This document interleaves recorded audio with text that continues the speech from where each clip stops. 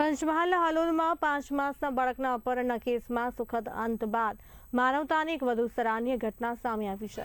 Footpath પર બે નાની બાળકો સાથે જીવન ગુજારતી નિરાધાર મહિલાનું બાળક અપહરણ થતા સમગ્ર વિસ્તારમાં ચિંતા ફેલાઈ હતી, પરંતુ જિલ્લા પોલીસની ઝડપી અને સચોટ કામગીરીથી બાળકને સલામત રીતે શોધી કાઢવામાં આવ્યું હતું। બાળક મળ્યા બાદ આ નિરાધાર પરિવારની સ્થિતિને ધ્યાનમાં રાખી હાલોલ નગરપાલિકાના મહિલા પ્રમુખ દ્વારા મહિલાના અન્ય નાની બાળકીને શિક્ષણ મળે અને પરિવારને રહેવા માટે કાયમી છત મળે તે હેતુથી પ્રયાસો શરૂ કરવામાં આવ્યા હતા। જિલ્લા પોલીસ અને નગરપાલિકાના સંયુક્ત પ્રયાસોથી પાલિકા પાસે જાંબુડી વિસ્તારમાં ખાલી પડેલા આવાસોમાંથી આવાસ નંબર 112માં આ મહિલાને ફાળવવાનો નિર્ણય લેવામાં આવ્યો હતો।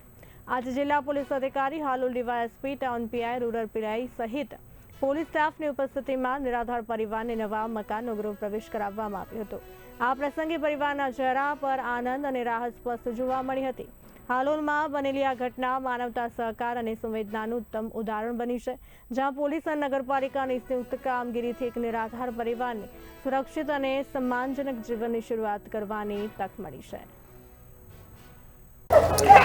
આપને બધાને ખબર છે કે હાલોલ ટાઉન પોલીસ સ્ટેશન વિસ્તારમાં 7/1/2026ના રાત્રે 12 વાગે એક 5 માસના બાળક કે જે આશાબેન દંતાણીનું બાળક હતું એની અપહરણની ઘટના બનેલી હતી। પોલીસે ટીમ બનાવી અને હાલોલ ડિવિઝનના ડીવાયએસપી શ્રીની આગેવાનીમાં એલસીબી એસઓજીના માણસો સાથે ડિટેક્શન કરવા માટે ખૂબ સારો પ્રયત્ન કરી અને બાળકને 2 દિવસ પછી જ 48 કલાક પછી રાત્રે બાળકને લઈ આવેલા હતા। પછી જેમને રહેવાનું પોતાનું ઘર નહીં તો બેન ફૂટપાથ પર રહેતા હતા, તો નગરપાલિકાના પ્રમુખ શ્રી બેન છે એમણે એક પોલીસને પ્રપોઝલ આપી કે આ રીતે આવાસો બનેલા છે તો આ બેનને આપણે ત્યાં રહેવાનું પ્રોવાઈડ કરીએ, જેથી કરીને એને ઘર પણ મળી રહે।